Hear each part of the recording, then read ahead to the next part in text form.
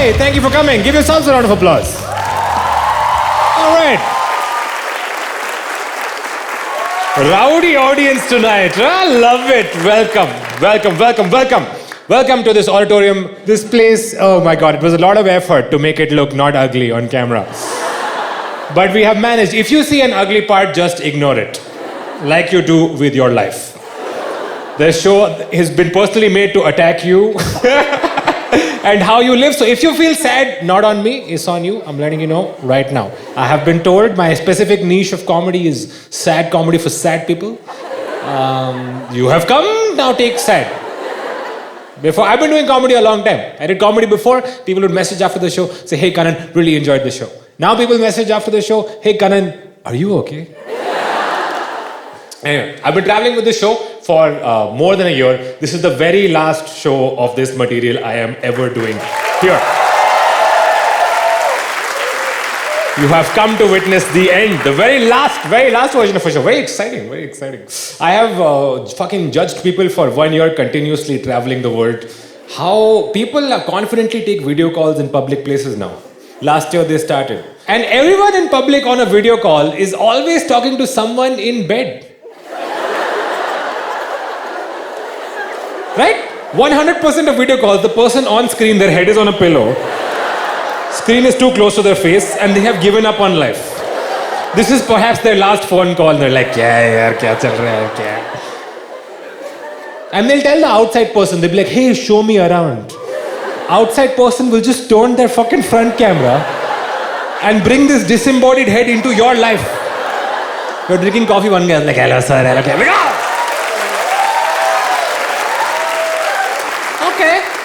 Okay. You guys seem cool. Should we start? We'll start the show. Yeah. This is not the show. This was vibe check. You have all passed with flying colors. Very good. Don't be so happy. You know when the show starts, I'll say welcome to the show. I'll kick my leg like this. Then the show started. Until then, fucking relax. Okay. I don't want to put pressure on you. There's already so much pressure on you. Yeah. Past 3 years, all of us have been doing the same thing, essentially, right? Lying in bed, blanket, one leg out, on phone.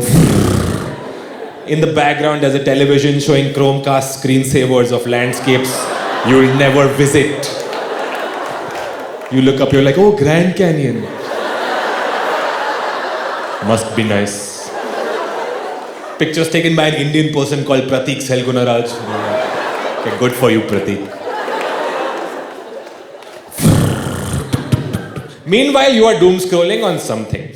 I scroll exclusively on Amazon. I use Amazon like Instagram. Okay. This point, not much difference. I'm cutting out the middleman. In the end, you have to buy products. So, okay. Shuru hone do show. Don't finish your clapping now. I was scrolling on Amazon and I found a product, I don't know if you've seen. Okay, it's called an adult coloring book. You know? It's in a category called What Happened to My Life. Also, hey, adult coloring book is not adult in the way that I was hoping. There were no like sexy pics of hot singles to color. It was just mandala patterns. Statements like, do what you love. Isn't it amazing that people say, do what you love, like it hasn't occurred to us? Oh, do what I love? Oh, yeah. Dude, why do I keep putting my foot in the toilet? I should do what I love. There's a problem, right, with doing what you love, and it's you. You don't love anything. The things you think you love disintegrate on contact with you. You know the feeling, love guitar, hold guitar, hate guitar. You love the idea of being a person and hate the experience of being a person. So I bought it. I'm not better than you. I bought adult, it's for anxiety, for reducing. I don't want... If you guys buy it, you'll be like, Kanan, I didn't get anxiety only. No, for less. I have a lot of anxiety and I had anxiety before it was cool, okay? Yeah, now these days, everyone I meet is like, Kanan, these days I just can't. Kanan, these days I just can't. Well, I couldn't, okay? I cannot have been. Where were you then? I had anxiety when they called it worrying.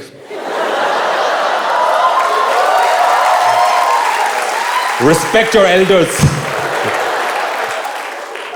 I like worrying. I prefer worrying as a word because it facilitates conversation. Tell someone you have anxiety, they don't know what to say back, right? Like, I have anxiety. They'll be like, bro.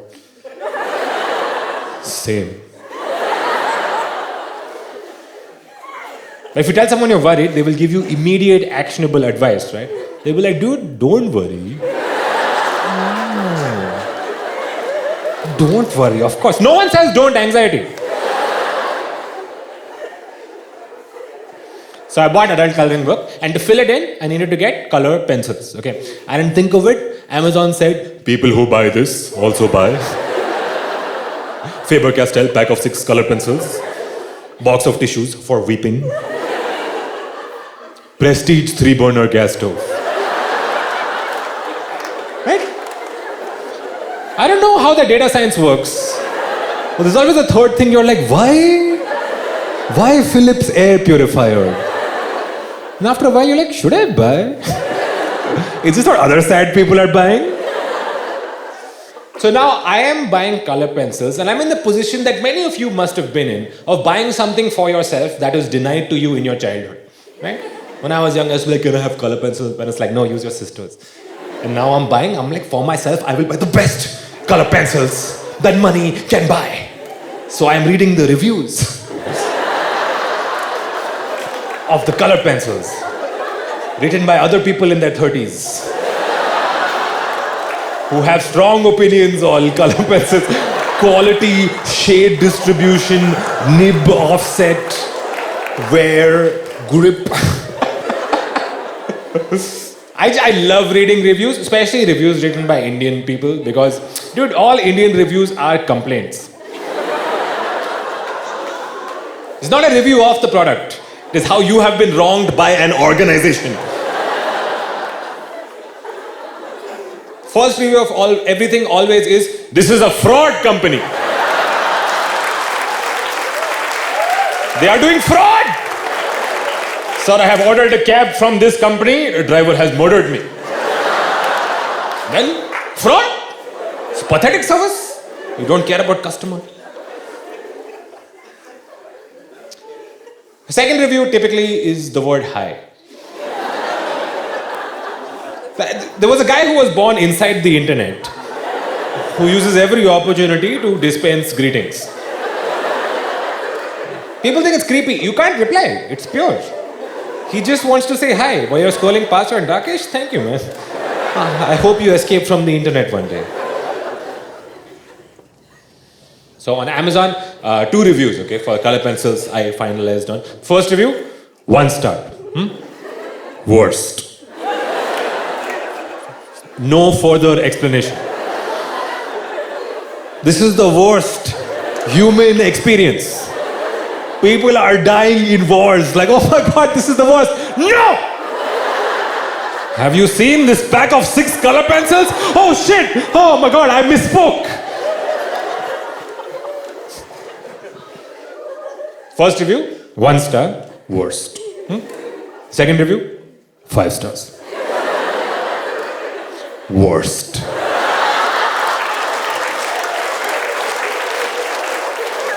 That person explained. He was like, the color pencils are good. My coloring is bad. Then what to do, right? So I got color pencils. I ordered it, immediately get a call from my friend, okay? She just called, which is not allowed. You have to follow the protocol of first messaging, like, hey, are you free to chat for a bit? Right? And you see that message, and you are free, but you're not that free. Yeah, you're not doing anything, but you could be doing so many things. So when you receive that message, you just let it rest for a bit. Like a souffle, you're like, get some space. And later when you know they're not free, then you're like, hey, now can we chat? Then they don't reply. And then one day, both of you die. But if someone just calls, you're like, this better be good. So I picked up, I was like, cat. My friend is like, Kanan, take me to the It's not how she normally talks. Excuse me. Kanan, take me to the Like, one more time. Take me to the And I realized she's trying to say hospital. Yeah. But then I started enjoying myself. Huh? One more time. I just really like making this sound. Yeah. Because, dude, vomiting is the only thing that if you pretend to do it enough, people will do it. It's a superpower all of us have. No one is using. Try it, your friends are like, why are you late? I'm so sorry.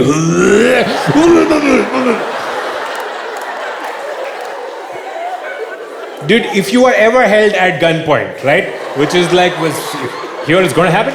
So, when you are held at gunpoint, something to try.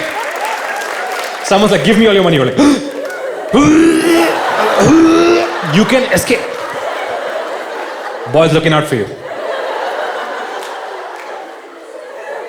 So then I got a cab, went and picked up my friend, asking someone on the road, excuse me, where's the nearest hospital? Like I was like, oh, hospital is straight. Obviously go to the emergency room, right? I run in first, I'm like, doctor, it's an emergency. My friend is behind, she's like, and the doctor says, who is the patient? I was like, is it not clear, sir? I am the patient. She's like this. No, she just vomits socially.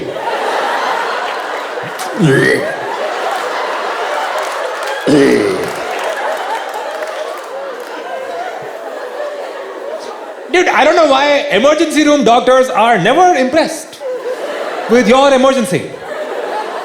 Right? It's such a big deal for you. Least they can do is like, wow, how did you do this?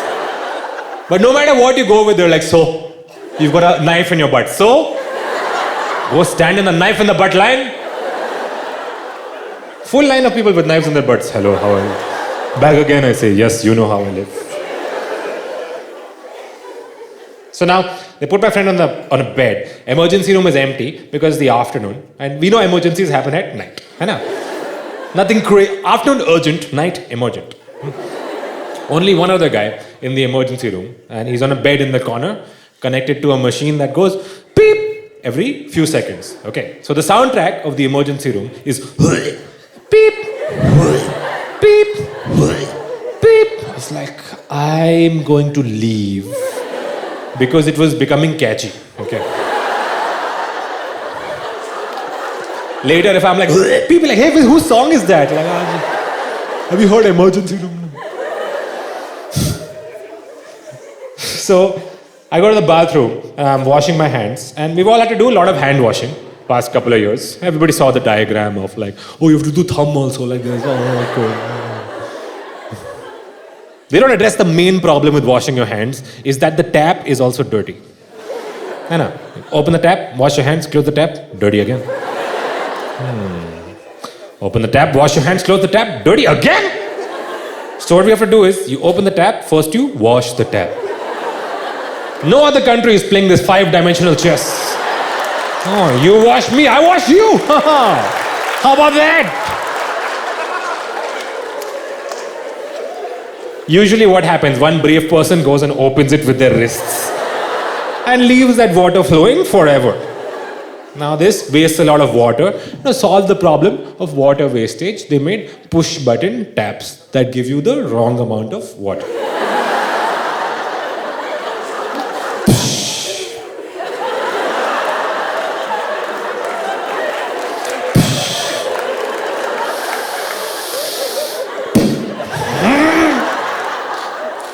So then what? You have to press it with one hand and do this with your other hand. We've all done this. What exactly is this accomplishing? No, bro, I wash the top part of my hand with the bottom part of my hand, and that way I circulate the dirt.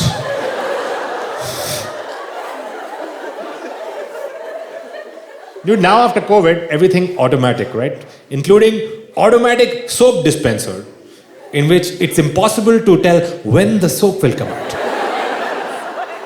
You put your hand under it, it goes no soap. Soon as you give up, you look on the counter, there's a full river of semen white public soap.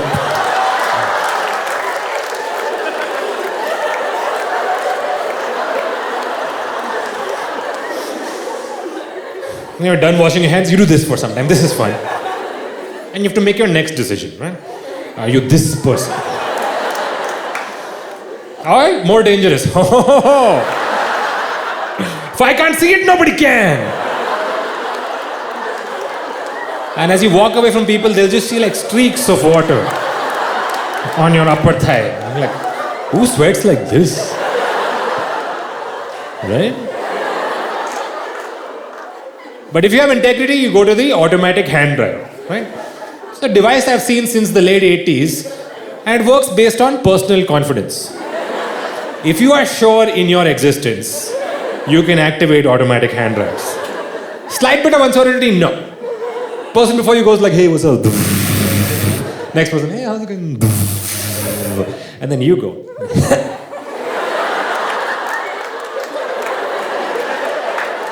Then you start to have a mental breakdown. You're like, okay, I have an engineering degree, there is a sensor here. All I must do is find and activate this sensor to achieve maximum. And then someone sees you and you have to be like, no, hey, hey.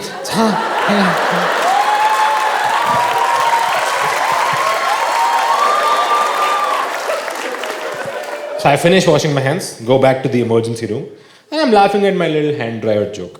I pre-laugh at all my jokes. Okay? I find audiences are not always reliable. So, maybe you laugh, maybe you won't laugh. It's your problem, right? Before I come to the show, I go through all my jokes. I'm like, very funny, good boy, done. So, I go back to the emergency. My friend hears this and she gets pissed off. Okay, she's like, Kanan, you're laughing? I'm in so much pain. What are you laughing about? So I told her, I was like, sometimes an automatic hand dryer. Next person, then you go.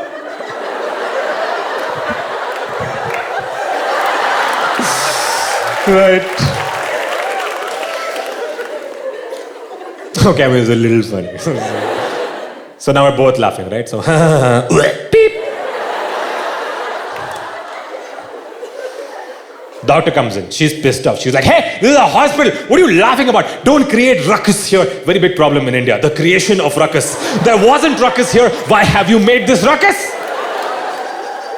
Can't just laugh here, huh? What's so funny? What are you laughing about? So I told her, so, sometimes an automatic hand dryer.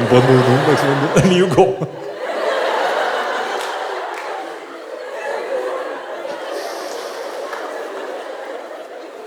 Okay, it's a little funny. So beep. Two new girls entered the emergency room. Okay, now they've fallen off a bike. They come with torn jeans, bleeding legs, limping like, doctor, help us. It's an emergency. Who is the patient? Oh, it's our bike.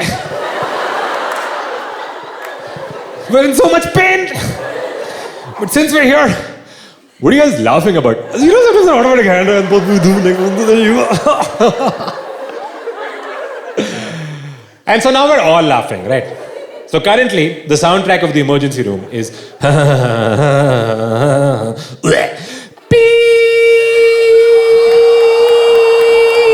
Yeah, while we were laughing, someone just died.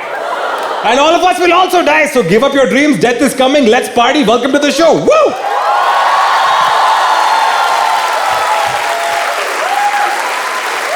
Show has now officially begun. Be on your best behavior.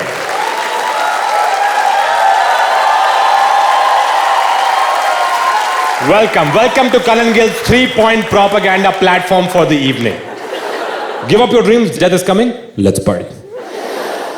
This is the path to achieve enlightenment, okay? Now, why enlightenment? Great question, dude. Guys, I don't know if you've noticed, but like, everything is fucked. Right? And sometimes you look out, you're like, everything is fucked? When did it all go wrong? In the starting. As soon as there was, it was wrong. And you make the mistake of trying to solve your problems one at a time, right? Like, I want to lose weight, I want to stop smoking, I want to pay off my home loan. Nah. Enlightenment is a top-down approach. Do that, everything else will sort itself out.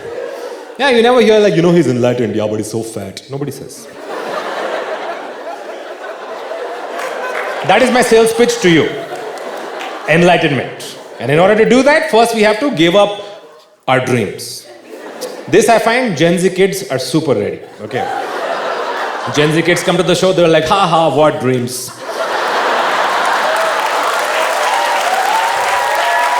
It's just my generation and older, I have to arm twist. Because people are like, why fucking dude, you give up your dreams now then? Kanan, you don't know how hard I've worked to come here to work hard.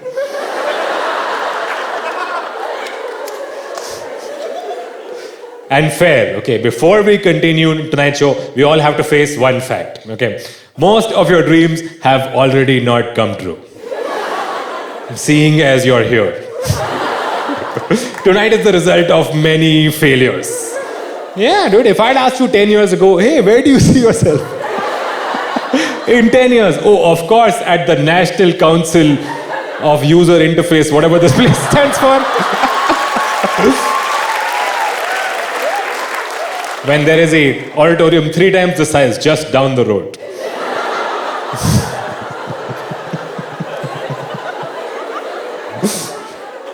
And all of us, we're born without dreams, okay? But dreams enter your life in childhood. There's a game that we play that fucks us all up, okay? It's called Ghar Ghar. Do you know? Ghar Ghar in English is house, house. It's essentially a game where children enact patriarchal domestic life for fun. You see your parents, you see their real life, and you play it in front of them to hurt their feelings. Your parents are watching a documentary of their lives, performed by small versions of them. Yeah. Ghar Ghar is the only non-fiction children's game. Others involve imagination, like, I'm Batman, I'm Spider-Man. House House is like, aaj fir se bhindi.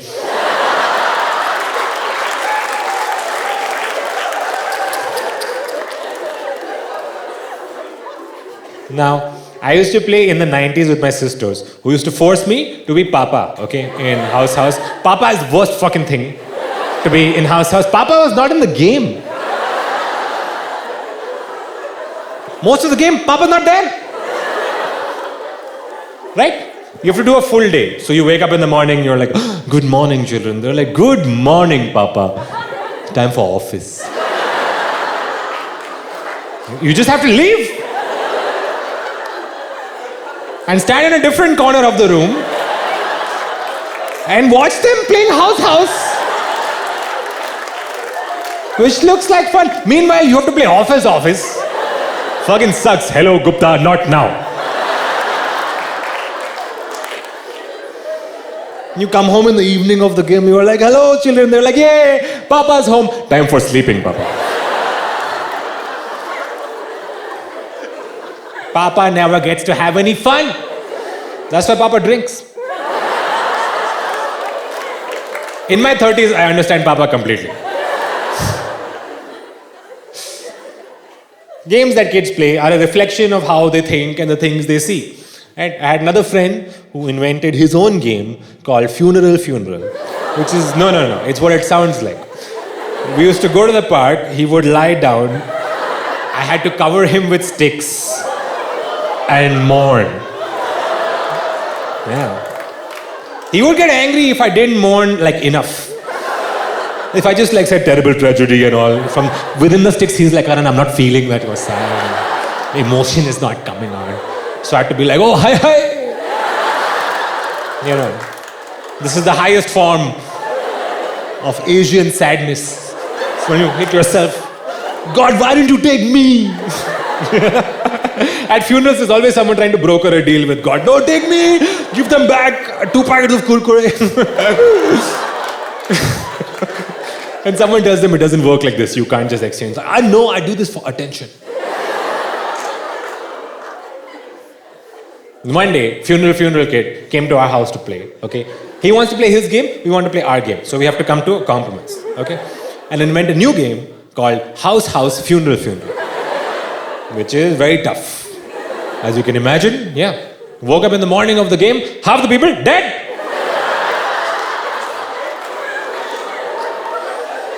I missed it, I was in office. Imagine my shock. What? Everyone's dead. Gupta, not now.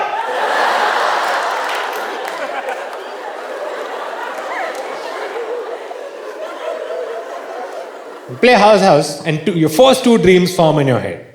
Domestic dream, employment dream. One day I'll get to grow up and do all this for real. And guess what? You have grown up. And how much fun is house? Is it everything you wished for? What is the reality of playing house as adults? It's getting yelled at by a partner who is supposed to love you for an abstract reason. Why haven't you refilled the ice cube tray? I forgot. Why did you forget? Why do you remember? We can't have metaphysical arguments. Next time I'm about to forget. Before that, I'll remember instead. What the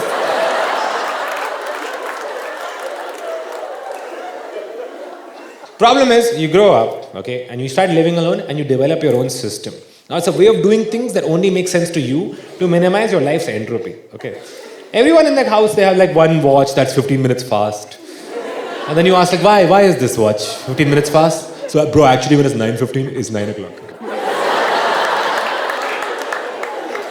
Series of stupid decisions stacked on top of each other. One day you'll come home, you take off your shoes, you put it here, and then you will decide. This is the shoe place. From now until forever, all shoes shall be placed here, shoe place. Your system makes sense. Then you invite some new dumb fuck into your life. They have their own system, which is wrong. And the clash of systems is what gives rise to all your fights, right? You thought you would have like cinematic Hollywood fights. Like, why don't you love me anymore, Vikas? But fights are more arbitrary. Why is there wet towel on the bed? Sometimes you fight with someone and you're like, this might be a new fight that we are premiering in the world. Especially during COVID, sometimes you fight and you're like, I don't think anyone's had this fight before. You're just washing the dishes, they'll come and start talking. Sorry, what's that? I am using too much soap. God. No, it's okay. I had forgotten about the global soap shortage, actually. No, I don't have to be sarcastic. I enjoy being sarcastic. The tap is dirty, that's your fucking moment. You also do lots of shit, okay? Oh, what shit? Tell me where the towel is right now. Is it in the place where towels should be, or is it on the... Yes, okay. Yes, fine. Let's not fight. Let's forget this fight. If you're with someone for long enough, you start agreeing to forget fights. It's amazing. You're like, all conflict has no solution. So what we'll do is, you forget, I'll forget. Next time we fight, we'll remember.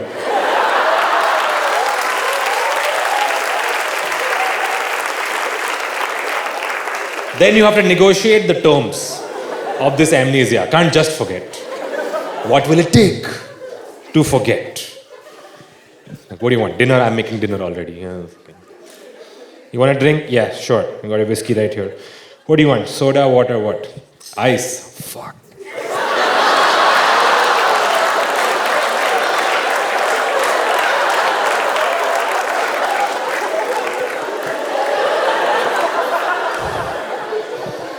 House gets less fun the longer it goes on.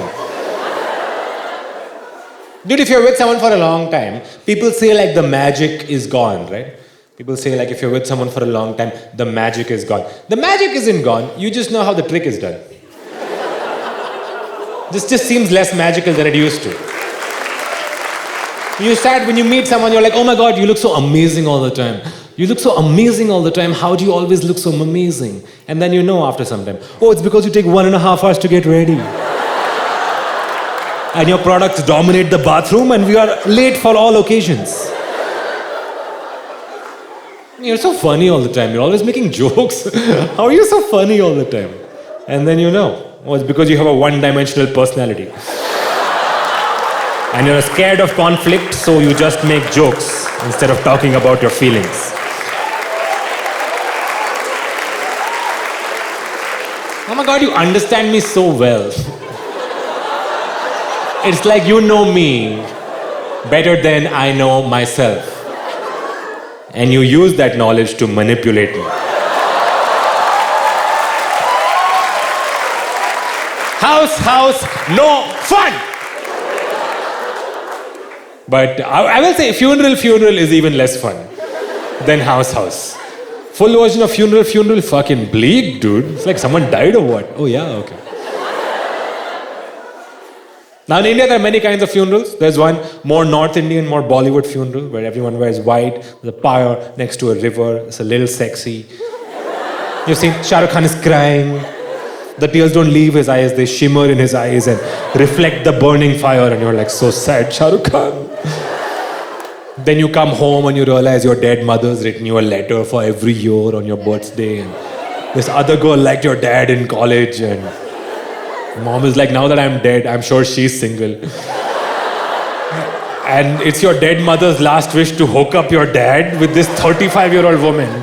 And your mother's written you letters from year 1 to 8 of your life. What letter do you write to a 1-year-old child? Hello, beta, gaga, gogo.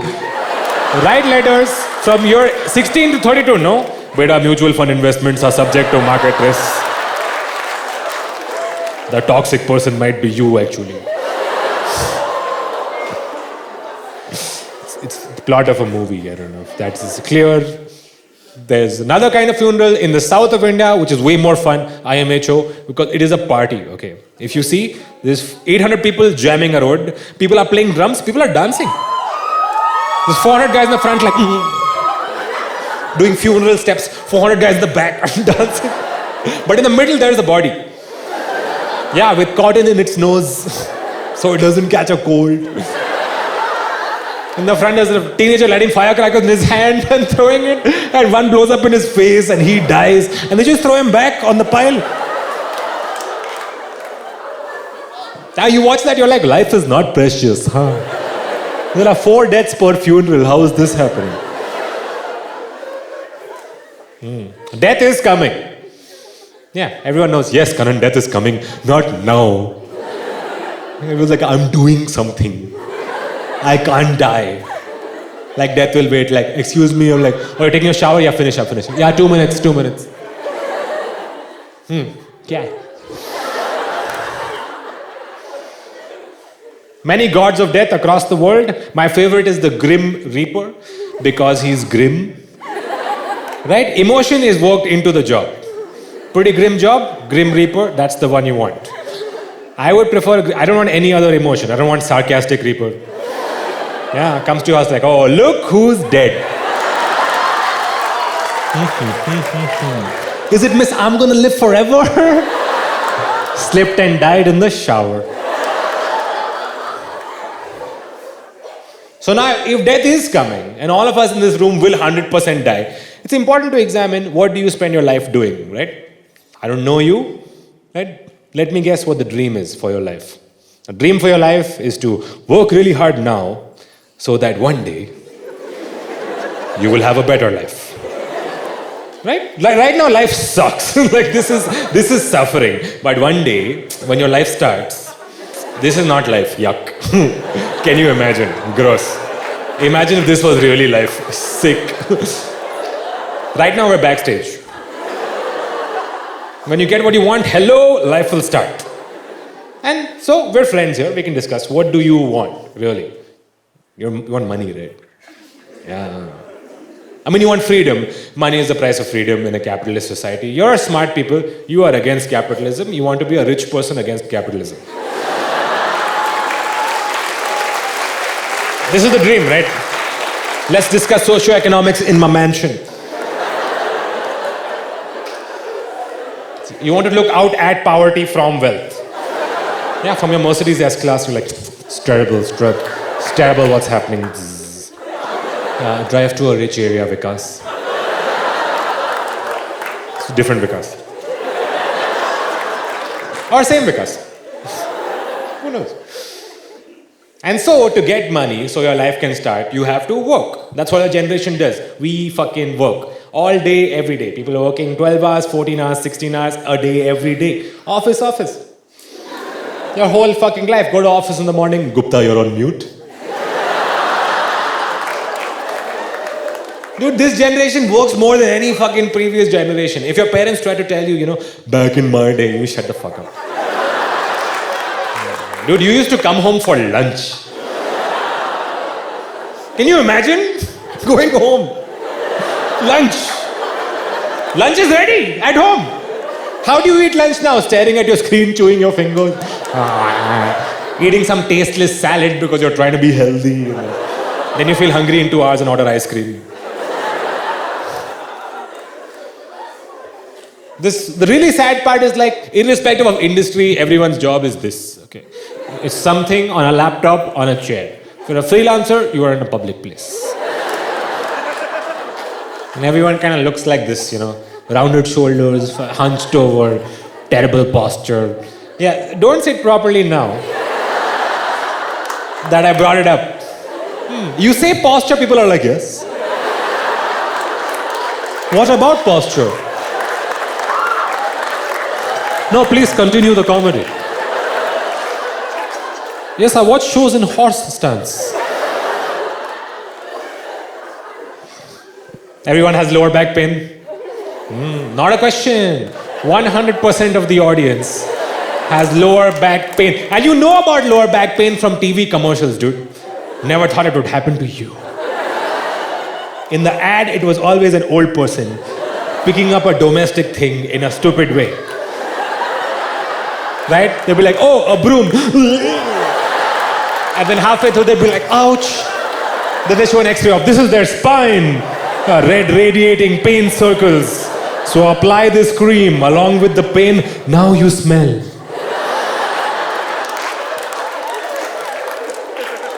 That smell has become synonymous with pain. You walk into a room, sometimes you're like, there is pain here.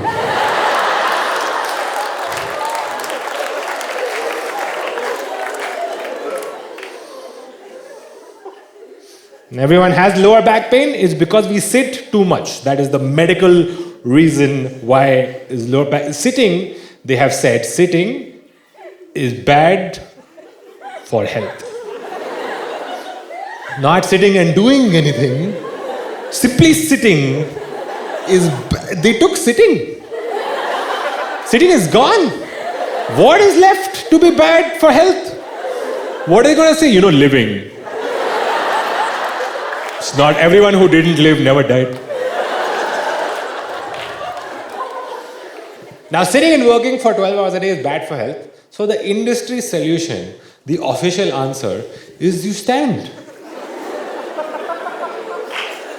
No, what? This is the answer. You don't sit, then stand. No. Standing is bad, lie down. You walk into an office these days like 10 motherfuckers like, hello. No, I can't work less. Then how will I suffer? Sometimes you have treadmill desk. At least it feels like my life is going somewhere.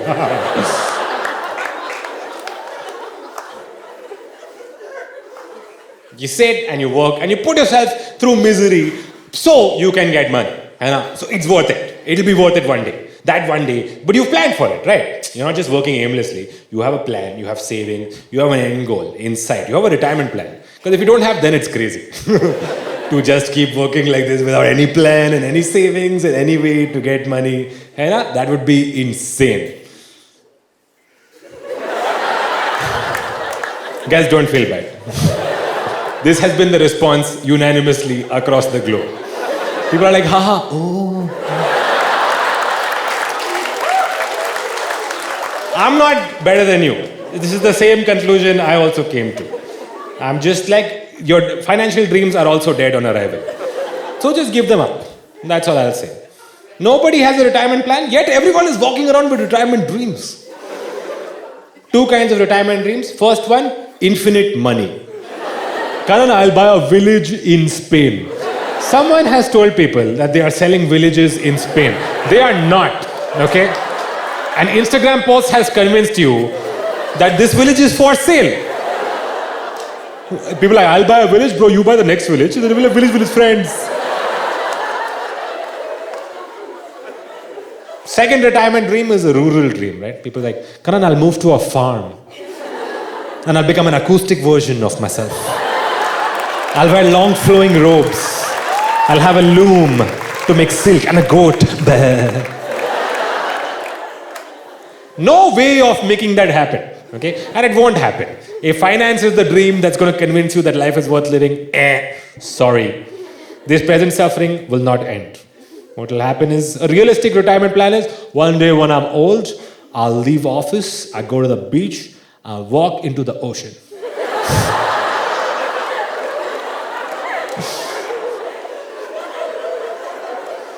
Because it's not going to happen, this dream that you're waiting for. I'm only telling you because I tried to do it, okay?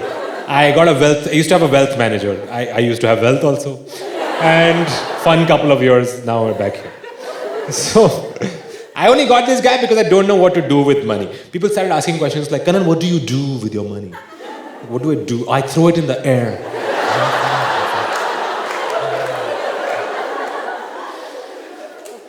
It's like, no, Kanan, where is your money? It's in the bank. Apparently, that's very stupid now.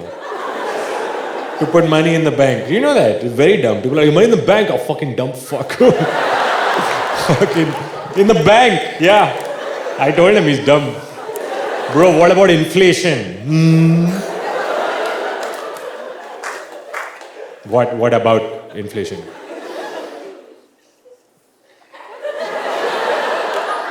Dude, something is there about.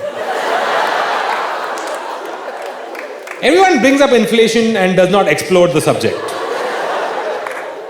Like you ask people, what is inflation? Like, inflation, bro, it's crazy, dude.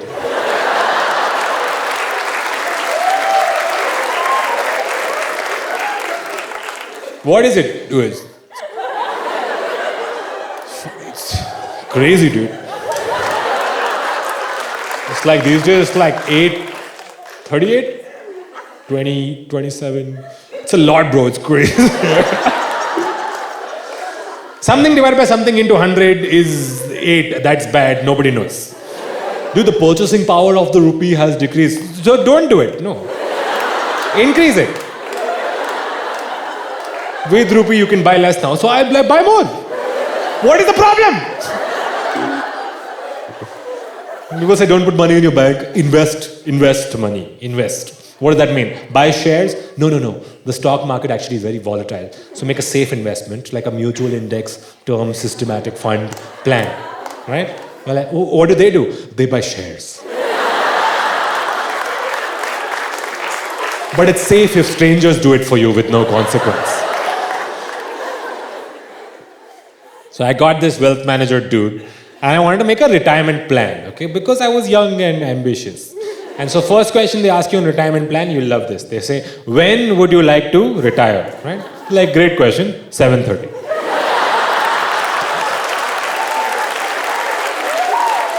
Thank you for asking. Very considerate. Second question, more exciting hypothetical. What would you like your post-retirement lifestyle to be like? And dude, this is what all the suffering is for, right? The post-retirement lifestyle. So imagine you're like, okay, post-retirement, I wanna be able to go anywhere, do anything, buy anything. Basics, at least this much. If you tell this to a financial professional, they don't think it's a joke. I've told this dude, he's doing maths, he's like, okay. Buy anything. This is basic maths, this is advanced maths. When you know there are 15. And he gave me a figure, if you're interested, it takes about 100 crores. To do that, yeah. So if you, about, huh? What about 97? No, you need for inflation.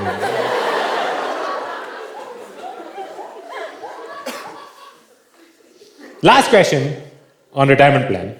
My favorite question. They ask, when will you die? Really, they ask, because you need enough money from your date of retirement till your death. So when are you planning to die? This wealth manager looks at me like, look, you're 33 now, you will die 70, so then we have to make... He just said it. He just said it. He just said you will die 70. And he moved on. I was like, dude, what is this? How have you determined my lifespan? What happens if I live beyond 70? It's like, you won't have money. That's why you should die at the allotted time. It's so scary. I asked him, the wealth manager, I was like, well, when will you die? Huh? He's like, oh, actually, I don't die. All wealth managers are immortal. Originally, there was one, and from him we reproduce. Asexually. Because no one will fuck us. Nor should they. Yes, offense. All investment people in the audience, please take offense and invest it.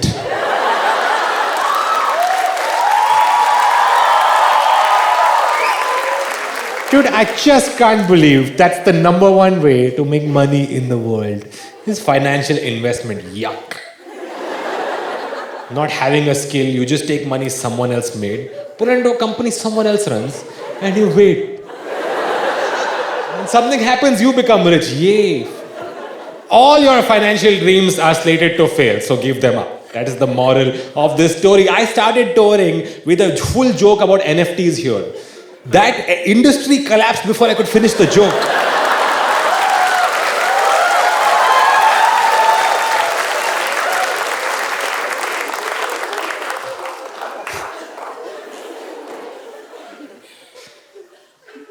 And there are many people sitting here who are like, yes, Kanan, I agree. These other dumb fucks. Nothing gonna happen for them. But you see, me, myself, I'm special. One day I'll just money. Other people, they don't have you can't plan for this stuff. One day money just comes, dude. It just comes. Ting tong, who is it? Money. Oh, thank God, money. And you could have some windfall of money. You could win the lottery.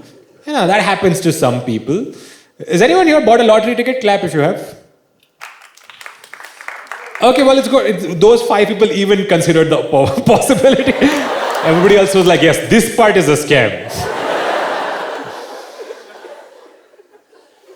Suppose you win the lottery, okay? Everybody is watching right now, even though viewers at home. Please, imagine right now that you had enough money, whatever that means to you. You have 100 crores. One day you wake up in the morning, you get a message from your bank, and it's like, what's up, dude? Congos. That's how they talk to rich people. You get messages, never share OTP. Never. One time can I share? No, never. Okay. Every day. But rich people, they're like, what's up, bro? SBI says, congratulations, you have won 100 crores. Now imagine you're sitting here right now, you have 100 crores. This is the finish line. You did it. You made it. Now finally, your life can start. And you can do all the things that you really wanted to do, right? Like your hobbies. Such as...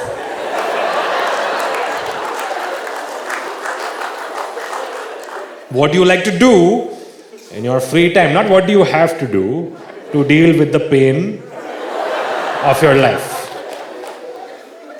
Smoking, drinking, drugs, sleeping, no. What's a stimulating activity? Instantly, everybody had an answer. The moment I said it, everybody answered. Dude, I like to watch stuff. And then?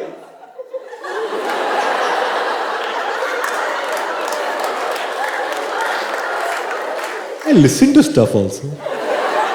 My hobbies are perception.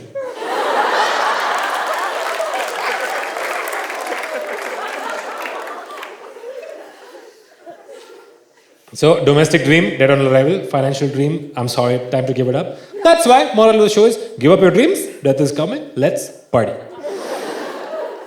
Now, even if you don't agree so far, you can agree, you must agree, something is wrong with modern life. Something is wrong. Suddenly now you need motivation. That was never the case before. Now suddenly when you wake up in the morning, someone has to say, come on. For you to just get through the day, some smug asshole on Instagram wearing black t-shirt is like, you can do anything. You're like, really? Can I? I don't know, this is a video, I don't know you.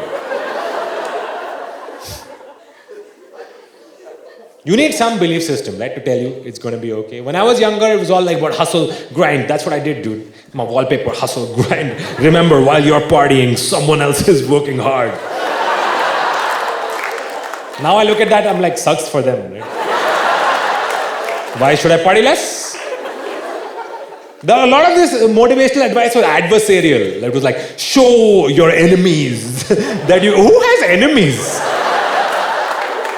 What kind of a life are you living? Do you have enemies? You don't have enemies, you just have people you don't like, right? And you'll never tell them. You just hate them in your head. And then you meet them and you're like, hi, how are you?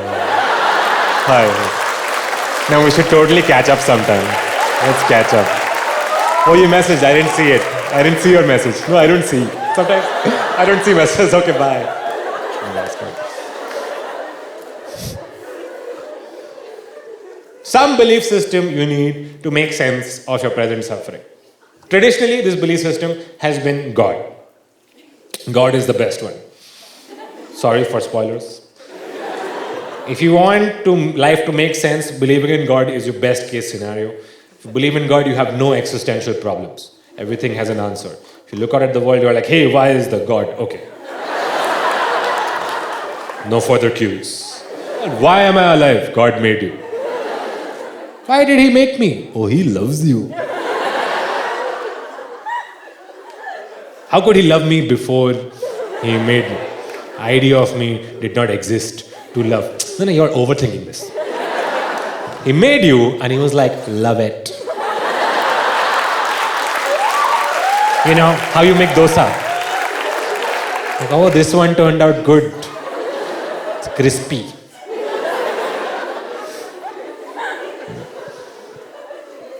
If you're alive and you ever suffer, you just turn to God. You're like, God, I am suffering. My life is very hard. What should I do? And God says, listen, dude, this life part you handle, okay? When you die, come to my house. After party, gonna be sick. After party is sick. Life you handle. I can't do anything. And you're like, okay, I'll come for the after party. I'll come for the after party. But a lot of people from our generation are too cynical to believe in God. Shame on you. Dude, cynical people are gross. But there is a new belief system on the market. If you don't believe in God, you can still believe in the universe. Mm-hmm. Right? You should believe in the universe. It is there. Off MG Road, universe.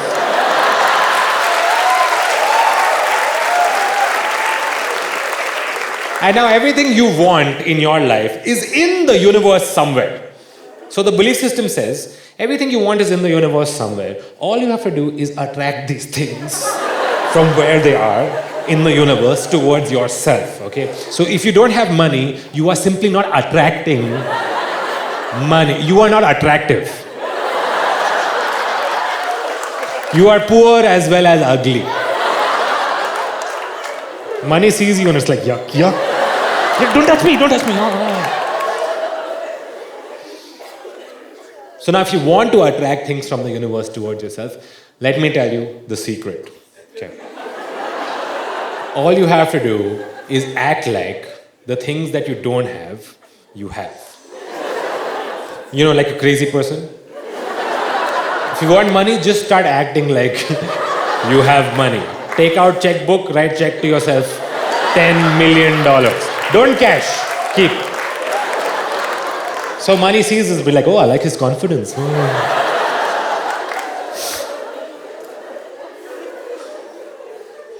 One of my friends is big universe believer, okay, remember? Vomit girl? Yeah. So she is in her 30s like me and she wants a husband, okay? God bless. Why not? Don't judge. So, to attract a husband from the universe, yeah, she lives in her house like a husband who is not there is living there. She keeps all her clothes on one side of the cupboard, leaving this side empty for this potential husband's future clothes.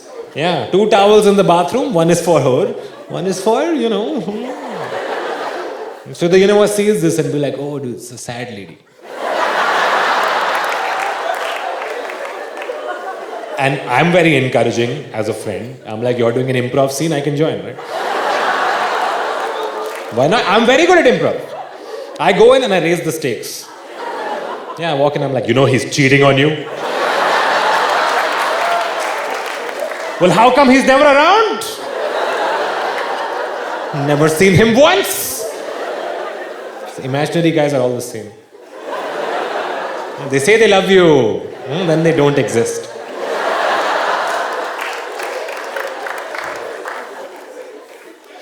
So now my friend is trying to get me to make something called a vision board, right? Which, if you don't know what that is, it's a board. You put pictures of what you want. On the board, universe is like, cool, take it.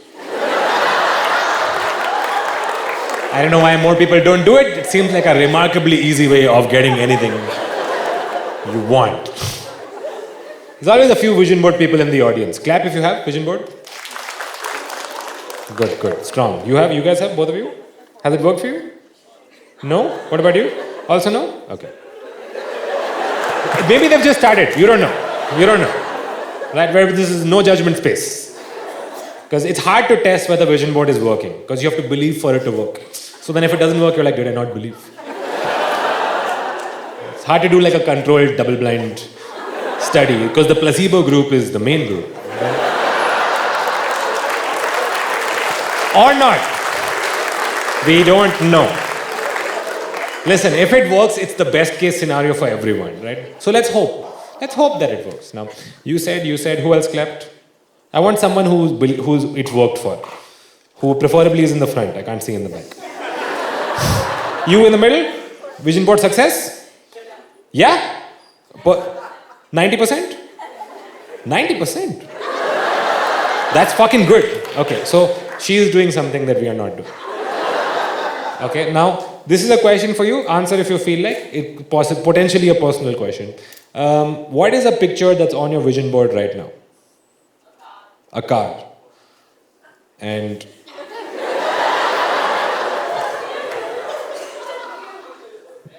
no, I'm fair. Which car? It's an MG. See, this is my question. If you can ask for anything,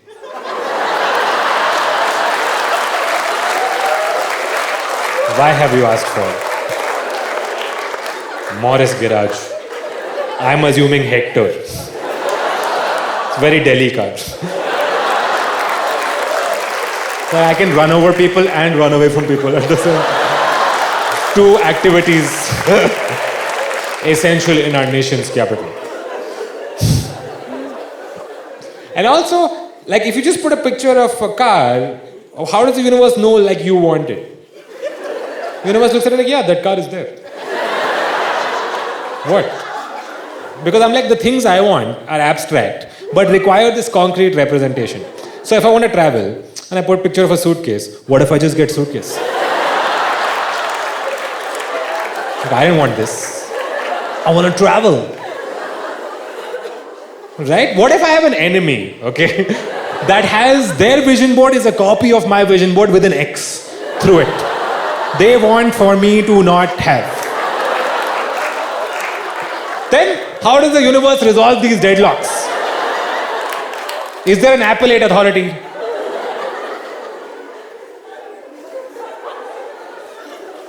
My friend is insisting, she's like, no, Kanan, we have to make one. So, she's like, what should we put first on your board? I was like, well, I don't have a board. So then, have we failed?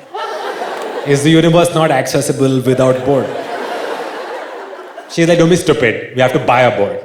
So then we go back on fucking Amazon. Best board price, India research. Find a board. Many reviews. Worst. High. Fraud. Fraud. This board is a fraud. Sir, I ordered the board and a spoon came. Then that's not board. It's spoon. One review was genuine though. It said, received board broken. Board is fine. I am broken.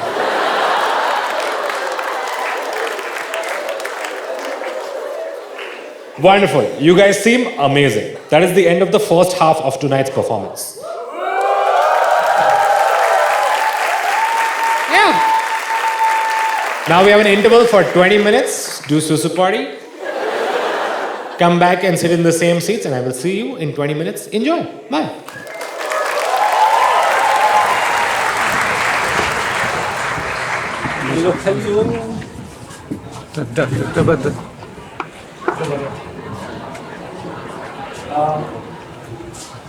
What happened? What happened? Nothing, there's no delivery, right? It's still wonderful. Yes, yeah, they do. Okay. Because I heard for a long time something was happening behind. So I was like, I'll just ignore that. But I was like, this is a big fuck up, I should turn around and see. And I saw the edge of your jacket. And I'm like, Asnan is doing something. Welcome to the glamorous world of filmmaking. This is the PCR, stands for Poetry Control Room. Anytime I start doing poetry, they just press this knob here and the poetry stops. This is the sound console.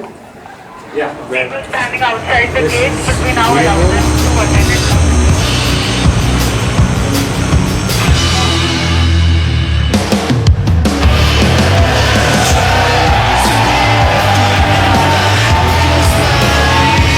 Hello. Welcome back from the interval. Everyone got to go to the loo. There wasn't a line. Nobody got a nasty surprise. Open the stall. Ah! Then, okay, should we start? Ready? Second half? Start? You guys are comfortable? Yeah, okay. Where were we? Universe, vision board. Vision board? Vision board. Who else had? Clap if you had. Vision board. I can get it. Someone in front. Clap with confidence. Okay. When I say clap, I don't mean just one clap. A lot of people clap. Continue to clap. You have? Okay. Now, since you are in the darkness, everybody don't look back, look at me. Do you mind telling us, up to you again, what's the picture on your vision board right now? Ghungroos. Like ghungroos. Ghungroos. Payal, ghungroos, same? Payal and ghungroos are different. They're different. What is the difference? Ghungroos are for Kathak. Did you guys know? Shut the fuck up. Everyone knew. Everyone knew ghungroos are for Kathak. Yes, of course. Hey, your detectives in a crime scene. I see there's a pair of ghungroos here. So clearly the perpetrator does Kathak.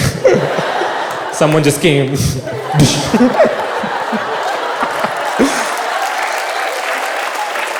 You know what? Long show. Let's get back to it.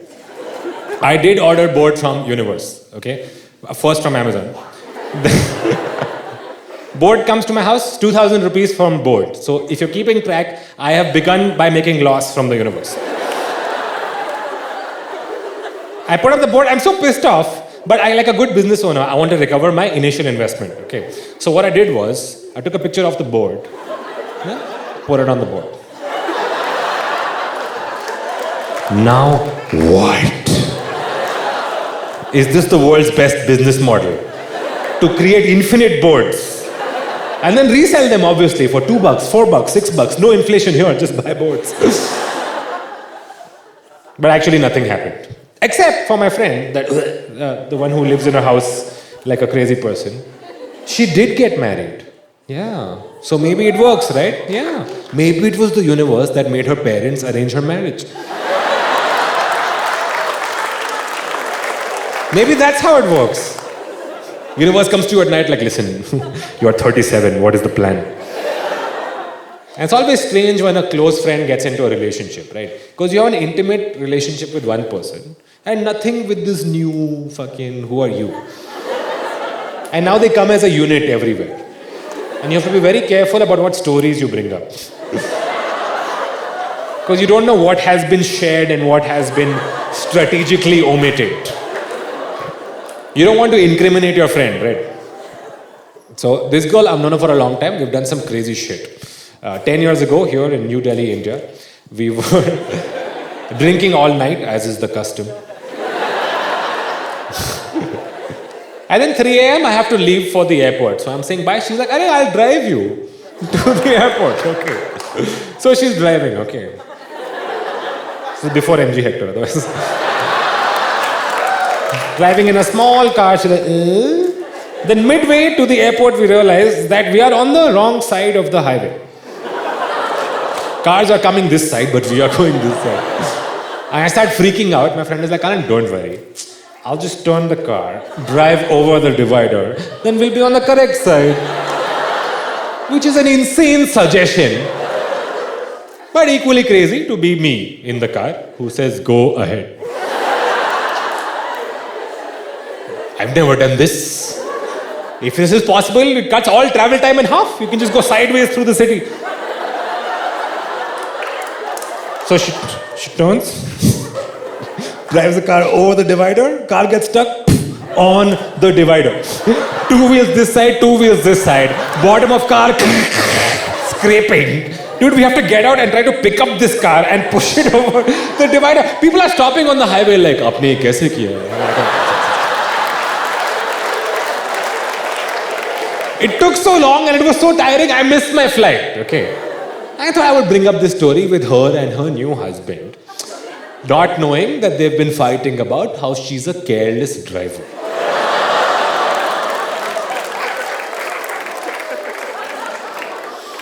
I start my story with confidence. I'm like, remember that time many years ago, you said you'd drive me to the airport? And like she takes a step behind her husband and she wants me to not tell the story. Problem is, I'm already here. Can't just stop, right? To exit this emotion. So I'm like, fuck, quickly. I'm like, how do I get out? How do I get out? So what I did was, you'll appreciate this. I was like, this is the full story I told. Remember that time many years ago, you said you'd drive me to the airport? And then you did. And I took my flight. God bless everyone.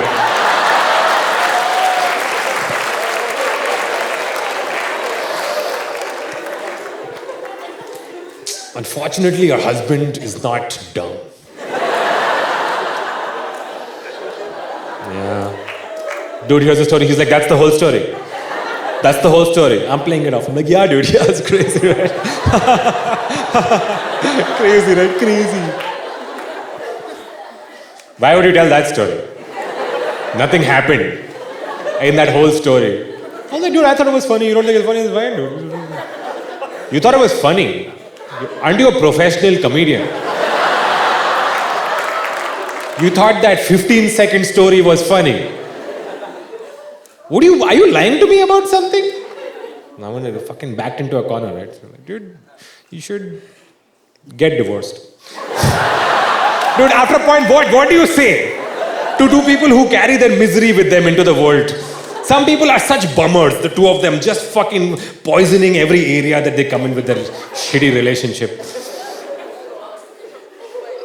Hai ki nahi?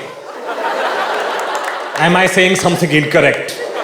Marriage will not solve your problems. If you're in a horrible relationship, you're like, when we get married, it'll be okay. No. It just adds one more problem on top of your other fucking problems. But I understand the pressure.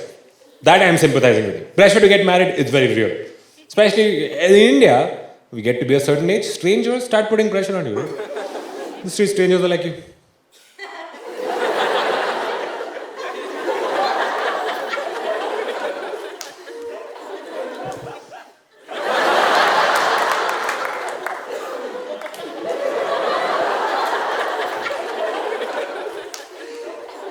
So you have to make a decision, right? In your 30s, there's two things you can do. You can get married, settle down, have children, you can do that. Other thing you can do is you can buy a Dyson vacuum cleaner. Make that commitment to your future. Like, Karan, you're planning to get married? Move your leg. Do strangers at weddings tell me absurd personal shit like, you're not planning to have children. Kanan, you are wasting your genetics. Yeah, so some uncle I've never met before saying, I'm wasting my genetic. Uncle, you have no idea how much genetics have been wasted over the years.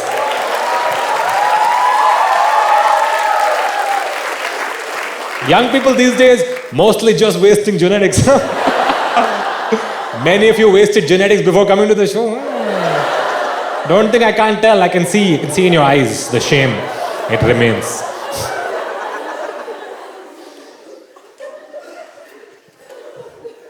Marriage is also not the answer. Which is why, returning to the moral of the show, I say, give up your dreams. Death is coming. Let's party. And the only reason I ask you to face your problems tonight is we actually live in a time where you can ignore all your problems pretty consistently. Everyone has a phone, and everyone walks around with one hand on their phone, right? Like it's the Wild West. Anytime anything slightly uncomfortable or boring happens, you're like, not today! Haha! Not today, my thoughts! Then you're in this thing. And whatever was troubling you retreats to this general background radiation of pain that you carry with you throughout your life. And you're in this thing, this doesn't feel like anything. But when you look up from it, it is now later. Which is the goal. You have moved laterally in time. Congratulations, you live to fight another day. Only 2 times you can't escape. Now, one of those times happens once a year. Okay, I don't know if it's happened to you this year, but you'll know the feeling. One day you'll wake up in the morning, you look, your phone is just a little bit out of reach, okay? So you have to spend that extra minute in bed just thinking.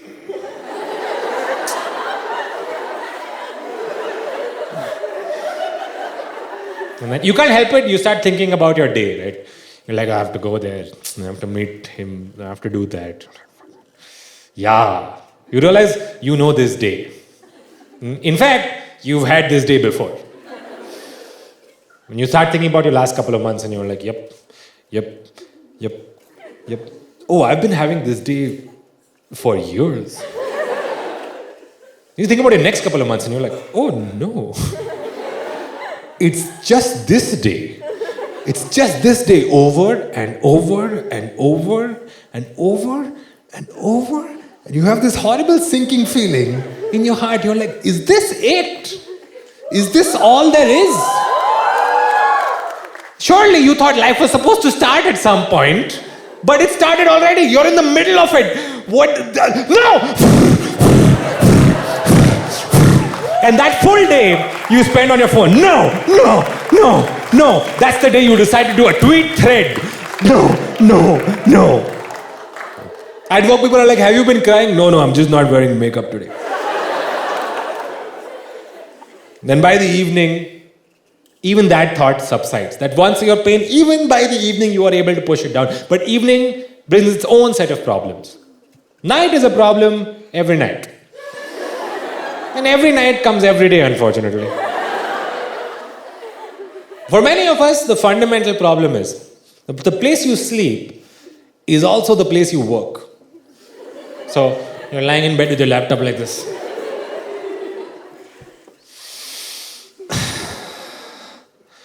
Good to be home.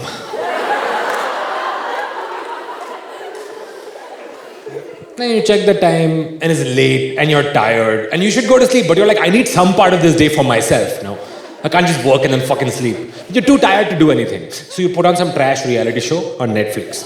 That's why they make them, for defeated people. You watch the Real Housewives of fucking Indian matchmaking and you're like, at least I'm better than these people. You tell yourself. But they have the same problems except they're rich and famous. So exactly who is losing? The next time you look at the watch, it's 4 o'clock in the morning and you're like, what the fuck? How have I ruined tomorrow today? Why do I do this every day? So now finally you have to get ready for your bed. Okay? So you go to the bathroom, you wash your face, maybe you do skincare. I'm a big fan. Yeah. Not of doing, of just seeing what people are doing. Every 5 years they come up with some new bullshit to put on your face, and people do it also. 5 years ago they put charcoal on your face. You've seen coal miners, don't they have a great complexion? People are like, no, we activated the charcoal. That doesn't mean anything. You can't just say, no, we activate charcoal. Every charcoal atom at the side, there's an on button we press. Activated the charcoal. Now they're put snail mucus on your face. Because snails don't have wrinkles. You've seen every snail is like...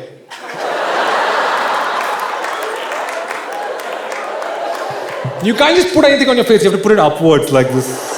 So you have to put everything upwards so your skin goes up. This is the... Like your skin has sentience or something, like, oh bro, you want me to go up? I'll go up if you want to go. I was about to go down, but I'll go up. Yeah, sure. You sure to just say, just the direction I'll go. You have to do this. People are like, your skin is like a muscle. You know, skin is explicitly not muscle. Human body, skin, muscle, bone. If skin becomes muscle, then what else is? What's that?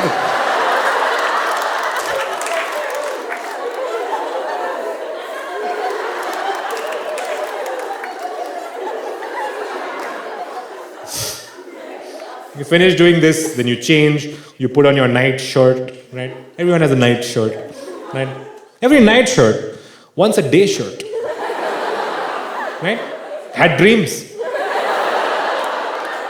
You bought that shirt with some ambition. But over the years, that shirt has become more comfortable, but worse looking, right? Like you. You are now more comfortable, but worse looking. Who could argue? You get Facebook memories. Pictures of you from years ago when you thought you were ugly. And you look so much worse now. Enjoy.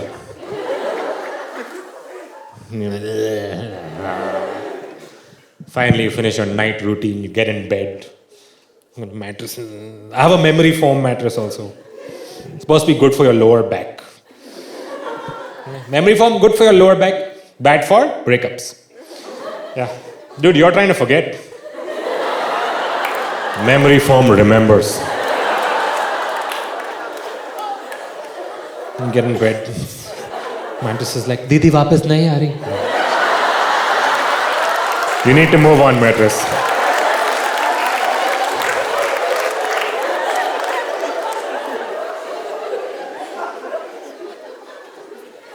Night shirt in bed, blanket, one leg off.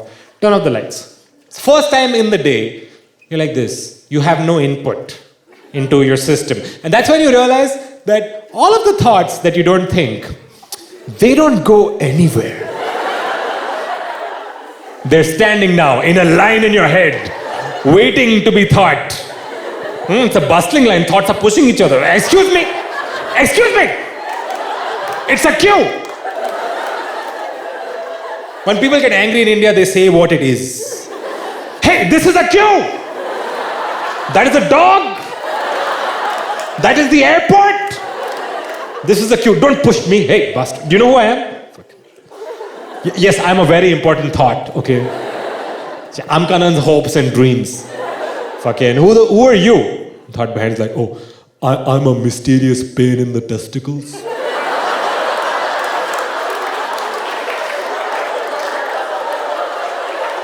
I've also been here for quite some time, my friend. My number should come one of these days.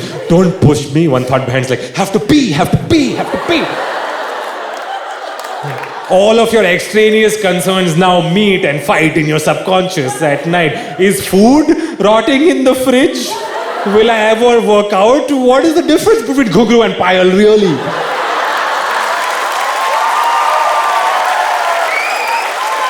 These thoughts are arguing, and one thought cuts the line. You're like, excuse me, hey, bastard. It's a queue. Are we idiots to stand here? Only you had the idea you can go. Huh? Huh? Who the fuck are you? That thought's like, oh, so sorry, I'm regret. Oh, so sorry. Continue, sir. Sorry.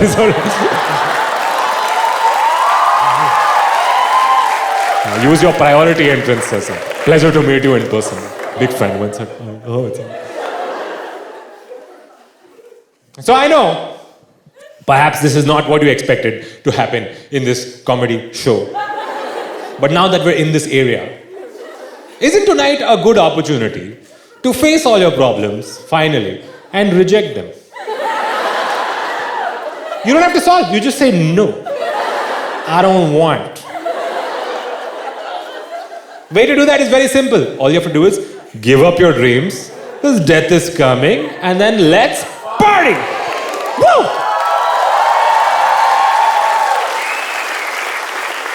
Right on. Now let's discuss what are the problems with this approach.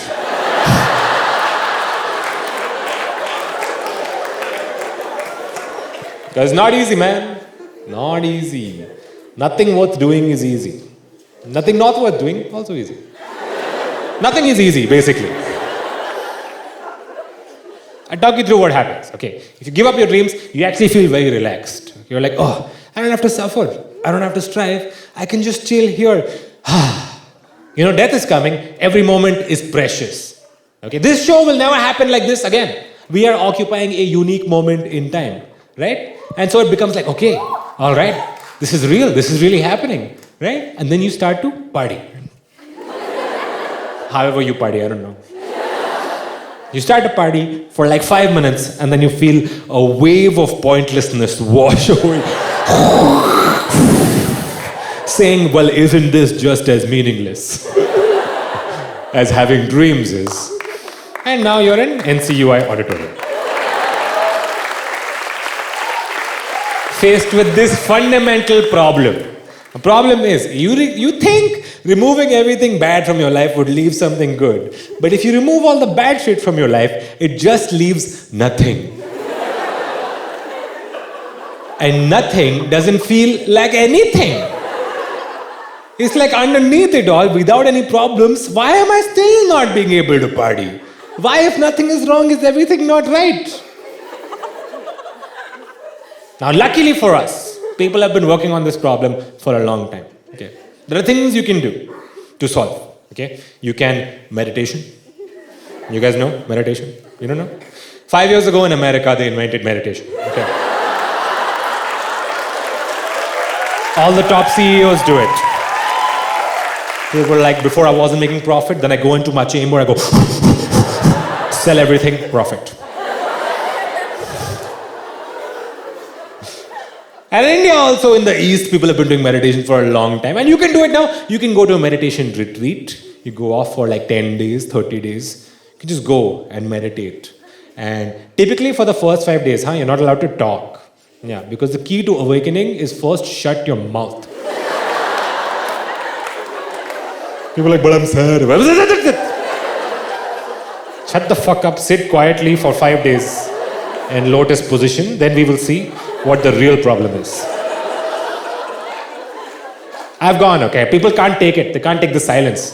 5 days, people start weeping by day 2. You're not allowed to laugh at them also. Fucking yeah. Not cool. Have you seen someone crying quietly? It's the funniest shit in the world.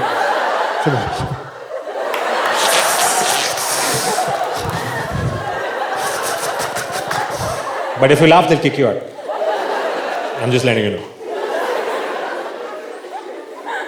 And all of you are modern working people. You don't have time to leave your life and go somewhere, right? But luckily for you, you can download mindfulness.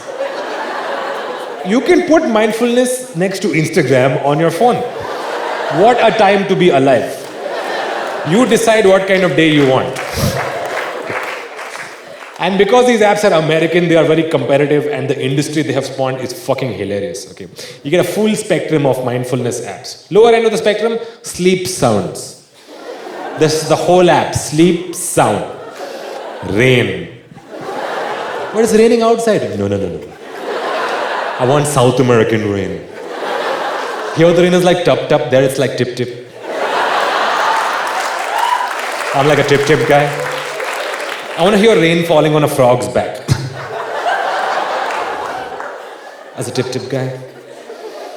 Then in the middle of the spectrum, you have apps that give you some mindfulness instruction. Right? They'll say, observe your breathing. You're like, then that's all.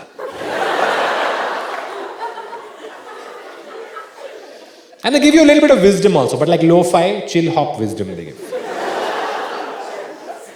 They'll say, remember, your past is not here. Well then, what is this? Who is responsible for this? It's not about the destination, it's about the journey. What about the traffic? And more than anything, they say, live in the moment. And you're like, cool. How? And apparently, how is a dumb question to ask. What do you mean, live? 1, 2, 3.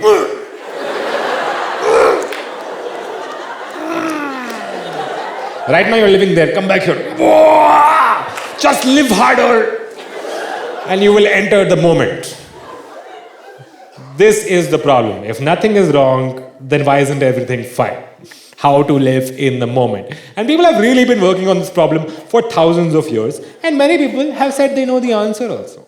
There's all these monasteries in the East where people are like, we know the answer. But the main thing is, we won't tell you. Inside we live, all of us, super chill, know everything, happy as fuck. You come, oh no dude, no. Get lost. We know the answer to life, we come, we'll kill you. Then if you're reborn again there only, then we'll tell you.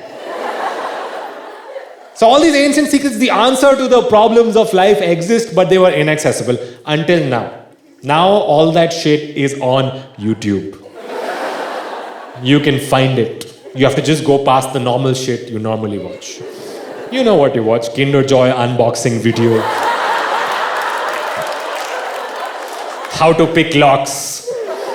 10-hour time lapse.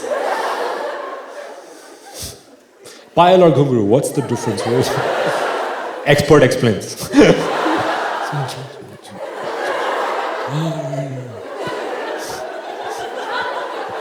If you go past all that shit, you find, okay, the answers to life. All these videos are uploaded by white people who I'm not about to say something racist, okay? It'll seem that way, but I'm not. It's all these white people came to India in the 60s and 70s, and they went to all these ashrams, and they learned all this stuff, and they've gone back to America, opened their own schools, translated everything into English, and made videos, and you can watch that video right now. And I watch those videos frequently, very near the actual ashrams, where I will never go. And it hurts my feelings. Because I was like, why can't I just go to the original guys? Because they don't have Wi-Fi. It's very dirty, there's no cushion, no? Okay. So I watch these videos. Sometimes it hurts my sense of national identity. I don't know if you guys can relate when you're traveling abroad and there's like a yoga class and you're like, fuck man, why am I not amazing at yoga? Why? Because people are like, hey, are you from India? And you're like, yes. Indeed. Oh, no, all of us can do this. Yes. But it's usually some like white lady called Magdalene who's fucking amazing at yoga. Who's like, would you like to come for my class? I'm like, no, namaste in my class. I'm busy, I have to levitate.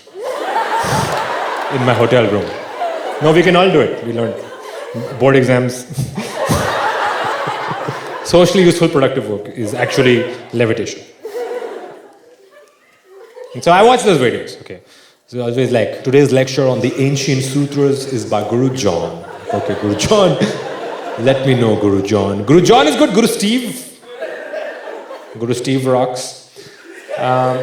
Guru Steve is from Cupertino, California, the birthplace of philosophy.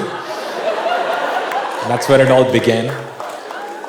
And Guru Steve's thing is that, guys, I'm genuinely a big fan. Okay, Guru Steve's thing is that he tells these parables that don't make sense. Okay, and you can't understand them from your brain. But if you understand them from your heart, then you become enlightened. This is what Rishi Steve says. I should say Rishi Steve. Rishi Steve says, if you can understand these parables from your heart, you become enlightened. But I've never understood. But let me tell you a story. Maybe you'll understand. You'll tell me. Okay? So this is what Maharishi Steve said. This is the story starts. One day, a tiger is chasing a man. Okay, there's no backstory. There's like, well, because they were business partners and then the man betrayed him and killed the tiger and his son has a locket with the tiger's photo. And like, badla lunga, man, his blood. Like, no. Man is running, tiger's chasing, man is running, tiger's chasing. Man runs, he reaches a cliff. He's like, nowhere to go. Tiger's reaching behind him, he's like, what do I do? He looks down, there's a vine going down. He's like, haha. He starts climbing the vine. Okay, he climbs. He stops in the middle and looks below. There are two more tigers circling. The tiger's like, what the fuck did you think? Huh? We have planned this. Huh? We have a slack.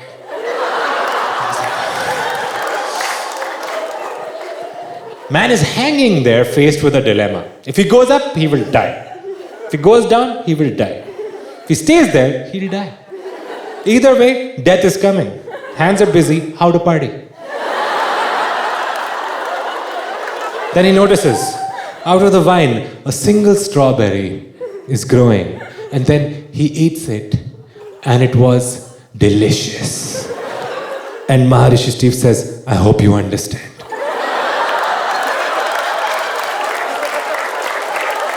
Namaste.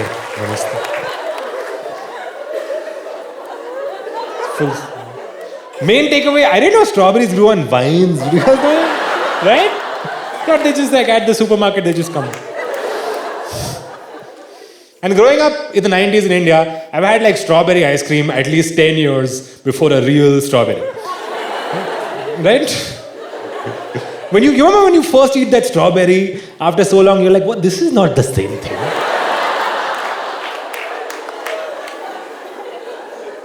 Lot of flavor mysteries. I'm yet to see a black currant. What is it? What is like? Is that the taste of thunder? Black currant. Oh, it tastes like activated charcoal. Right. Another mystery: butterscotch. It's not butter. It's not scotch. Has that crunchy thing you find in your eye in the morning.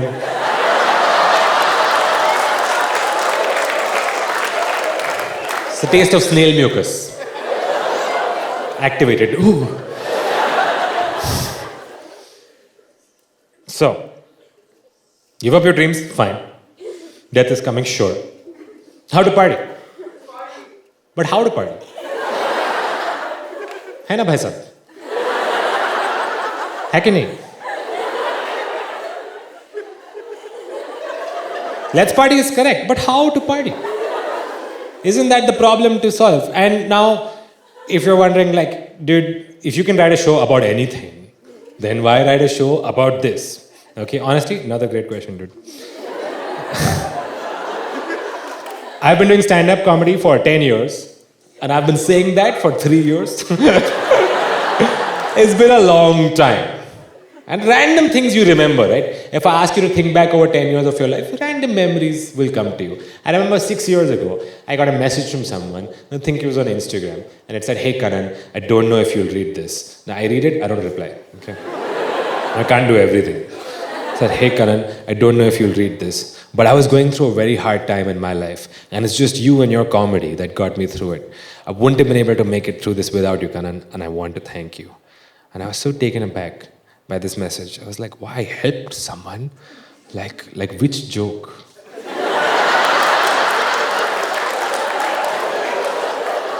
Right? What is this psychologically helpful joke that I have been unknowingly telling?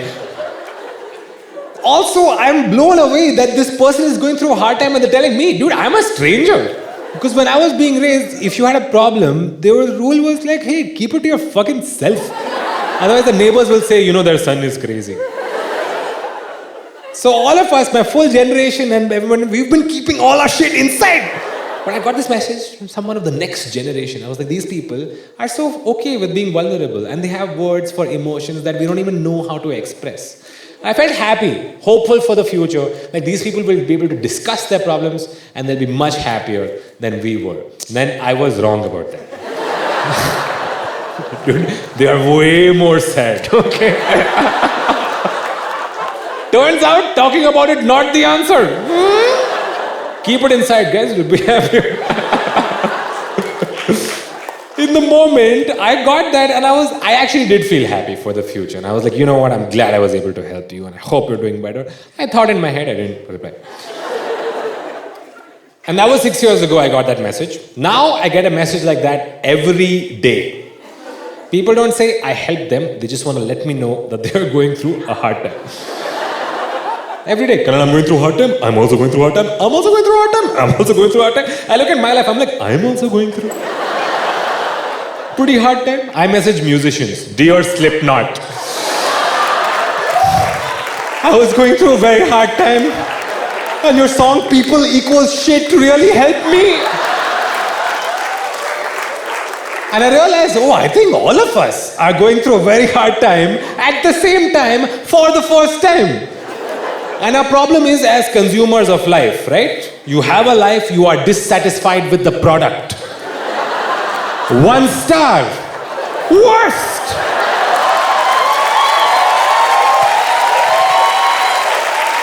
This is a fraud company. They don't care about customer. But there's no authority to complain to. They won't take it back. You have your life, you are stuck with it, and that's why many times it feels like everything is fucked. And that's why I started the show saying enlightenment is the correct response to life, which I feel is fair. And I feel like I've made a sufficiently strong case about why that is. And so the problem of the show that remains to be solved, how to party, how to be enlightened, I have to now tell you. Because if I don't tell you, then what fucking anticlimax. To talk for almost 2 hours. And then at this point, what if I'm like, guys, I don't know. Crazy, right? That would be fucking crazy. Just as you think if I was actually enlightened, I would be doing stand-up comedy. The neediest of the performing arts.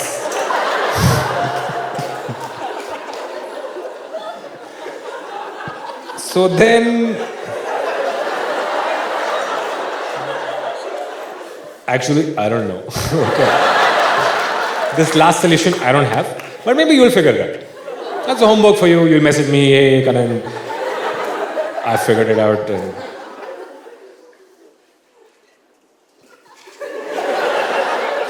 I get it. Okay, I get it. Main problem with stand-up, I'll tell you what it is. I've been talking for so long, you forgot everything I've said. It just leaves vibe. Okay. Vibe right now. If I send you home right now, like this, people ask you, how was the show? You'd be like, nice. Nice. First half, very good. Second half, just lacks focus. But instead, if I tell you like a very distracting, funny story for 5 minutes, you'll actually leave very happy. But then you'll go home and you'll be like, fraud. Fucking guy distracted us. Didn't solve the core problem of the show. Now, if I don't know how to be enlightened, and you guys don't know how to be enlightened, then only a third person can come in the show and tell us, no. In the writing biz, this is called a deus ex machina, okay? It's called a god in the machine. So some sort of otherworldly being has to come, like an eagle, has to come and tell us, Kah! It's not an eagle sound, I know. How does an eagle sound? Eagle. Vikas. Same Vikas. But it's really hard to work an eagle into the show. I've tried, dude. Then after tour, I have to go with this eagle. Fucking the eagle sitting next to me on the plane. So would you like white wine or red wine? Eagle, stop doing your crow impression. Some crows in the back are like, that's very offensive. Then I have to go with this eagle's passport to other countries and then be like, hello sir, wow, you brought your own eagle, why can't you hire local eagles? Fucking eagles coming from India taking all jobs. Local eagles. And so I can tell you a distracting story like this, okay? But I don't want to deceive you. So we've reached the ending of the show without the ending. Ending has not come yet. And I realize ending a show like this puts lots of pressure on the audience. Because then you're like, oh, is this a part of the show? Does he do this every night? Or are we seeing tonight the final mental breakdown? Because that's the show you want to go for, no? Right? People are like, hey, you saw Karan's show. Which one? The last one.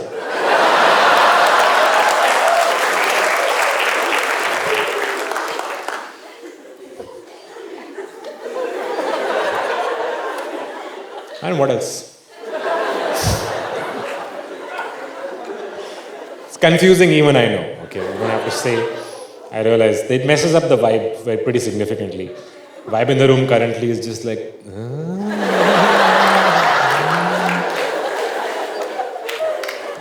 I want you guys to know how you feel right now.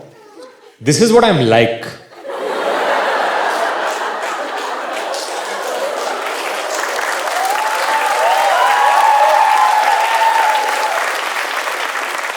This is the mood I bring to social occasions.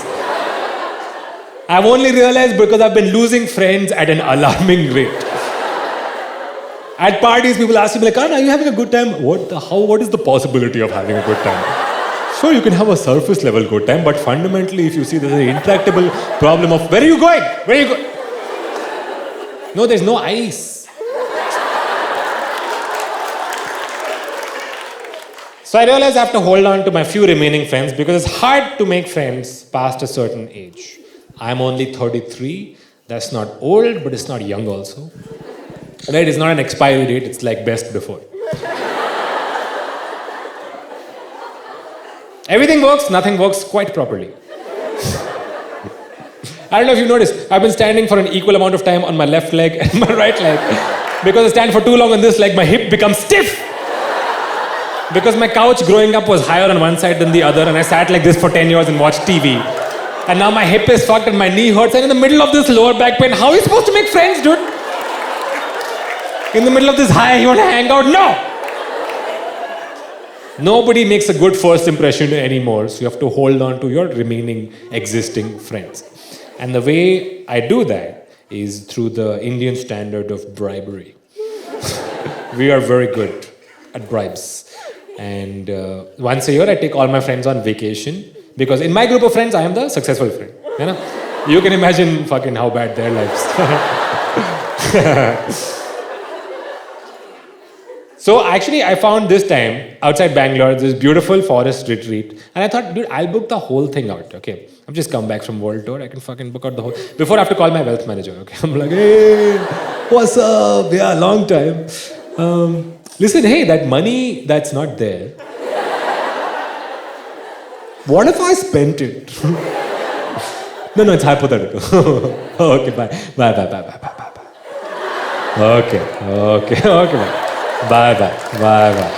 Bye. Okay, chill. Okay, bye. Okay, bye. So I found this beautiful resort, little outside Bangalore. It's the kind of place where rich couples go to cheat on each other. What, you guys are offended on behalf of rich couples? I felt like, oh. You know, you can hear like the sound of silent sex through walls. You hear creaking furniture followed by... Right? You're like, what was this sound? Climax or heart attack? Or both? I reach a day early just to make sure all the arrangements are there. Okay, so I'm walking around the place, booked out the whole resort, walking around making sure everything is set up, and I go into this random anxious spiral. Okay, now having anxiety is like your life. Right? I don't have to tell you, you know. But if you want a formal definition, it's like sometimes you get worried that something will go wrong in the future and that will feel bad. So what you do is you're like, check it out, I'll start feeling bad right now. So if something goes wrong, I'd be like, dude, I was prepared. I'm very good at feeling bad. I've been feeling bad for years. random spiral I go into is like, hey, all of these friendships that you're trying to preserve are based on geographical proximity. You sat next to each other in the same class, you became friends. After that, you went off and they've remained friends. And you are trying to preserve something that may not even be there. They hang out regularly, you're not there, then you come back like, hey guys, want to go on vacation? I'm like, they're like, this dumb fuck wants to go on holiday. And I start thinking about that far too much, okay? And I'm like, no, surely not, no. But yes, what if it's, no. And I'm like, I need to do something. I'm feeling too anxious. What do I do? I can eat, okay? So I go to the fridge, I find fucking ice cream. I start, but I eat too much ice cream and now I'm full and I have acidity, but cold acidity. And I'm like, this is worse. This is so much worse, and I'm still anxious. I'm like, ah! And I'm like, oh, phone, of course. Take your phone. No network. Fuck! So I go out near the resort. I'm looking in the forest for network. I don't know if you for network here, network. I took an ice cream also. Network. And I'm walking. And I reach this clearing, and sun is just about set. This nice purple color across the sky, you know, that people take Instagram photos of because they think that we can't see the sky.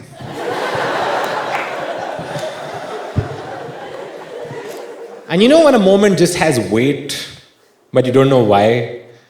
Like, it's like philosophy is about to arrive, but like in the next moment. Right? So this moment has the before of the pre-cum. Sure.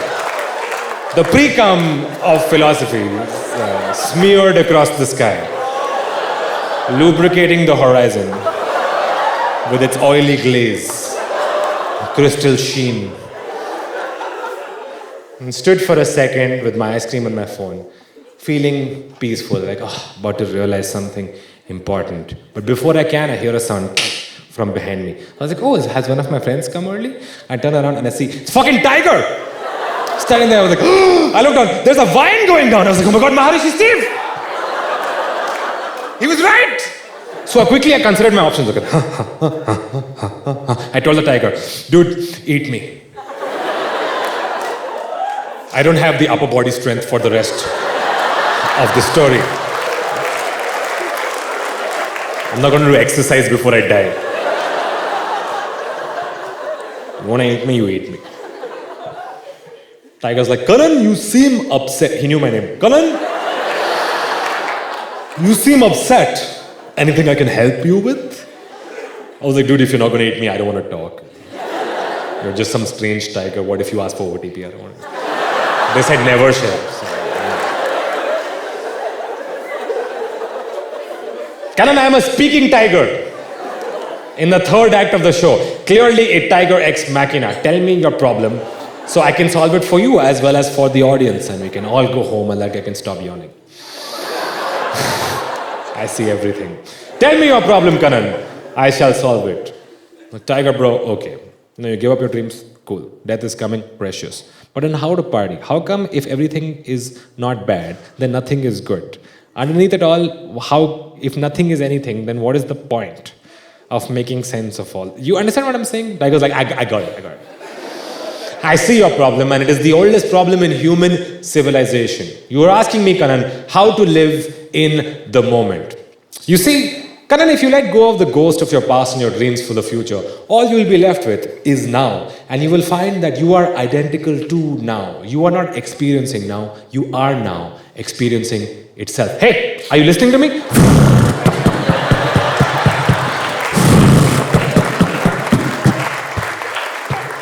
Oh, so sorry, dude. You were saying something? I know, I just got network.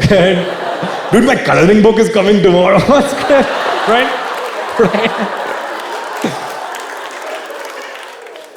Hey, asshole.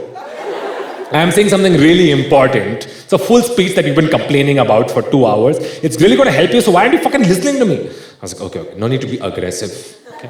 From 12th standard, I have been giving money to save the tigers. And still there are only 6 tigers left. So instead of giving me attitude, why don't you go home and hug your family? Okay? Death is coming. But coloring book is also coming. Felt so happy in that moment. I had a bite of my ice cream, and it was strawberry ice cream. And dude, it was delicious. I finally understood what Maharishi Steve has been talking about this whole time. Like, even if death is above and below, your life is about what it feels like. And if it feels like ice cream in your mouth, that is the only relevant part of your life. Even if all of your dreams come true or nothing works out for you, the feeling of your life, all of your life will feel like this. You will be sitting somewhere, looking at something. This is it.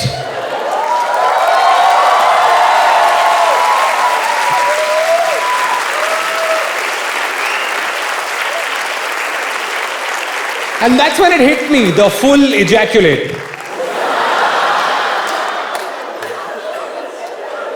Of the philosophy, like, oh, all there will ever be is what's here right now. It's just a bunch of right nows forever. And that is the best news I had heard in a long time. I felt so relaxed after years, at peace, and I felt safe in the world. Tiger, on the other hand, is fucking depressed.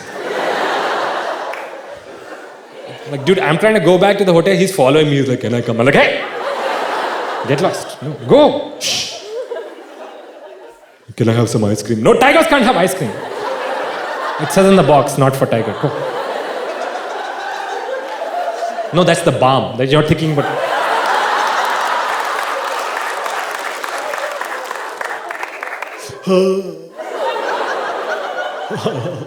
The pause.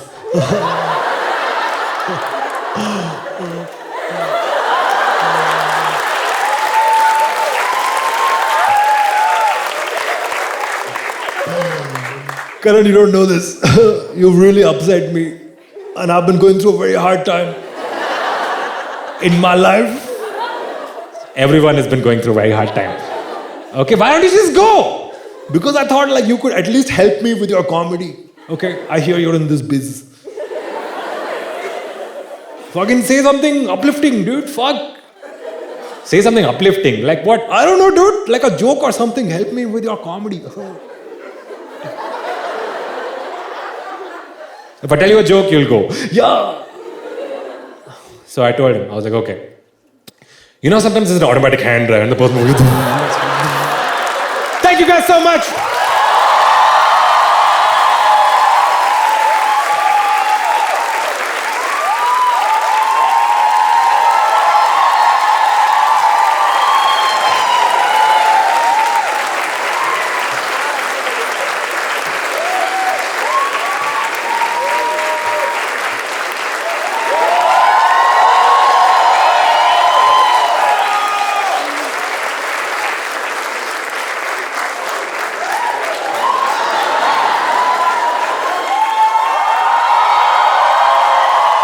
Okay, sit. Relax. This is a post-credit sequence. Now the show is over, okay? Liked it, didn't like it, whatever, is in the past. We live in the moment. Any criticism, outdated. Couple of things for housekeeping. First, I would like to say thank you very much for coming out. This is the first show we were recording and we've got it because of you guys. Thank you. Fucking awesome. One important thing I have to tell you before I leave you is in my head, this is an enormously positive show. That's how I feel. The show could not be more positive in nature. And I feel like many of you also feel like that. Unfortunately, sometimes people come for the show and take the wrong message. Okay, they leave the venue and cause destruction. Enough that I have had to add this part. People leave the venue like, fucking nothing is fucking anything, then I'll break windows also. No fucking, yeah, no, fucking nothing, no. And I feel like tonight when you go out into the world, I am responsible for your vibe, okay? I don't want you to cause destruction. So I'll leave you with one last parting thought. I'll leave you with the words of my favorite philosophers, words I have lived by my whole life, and that have helped me the most, and I hope they will help you as well. So listen carefully. This is what they said circa 2001. Okay. They said, and I quote exactly, they said, I tried so hard and got so far. Good night.